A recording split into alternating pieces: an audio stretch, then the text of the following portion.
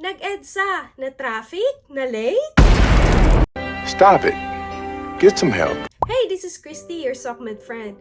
What if Philippines? What if may cable cars sa Pilipinas?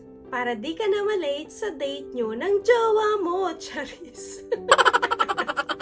29,000 na pasahero kada araw as of 2016 data ang kayang isakay ng cable car sa Mexico. Ang dating isang oras na biyahe kung by car ay nagiging 17 minutes lang sa cable car para sa 4.8 kilometers na layo.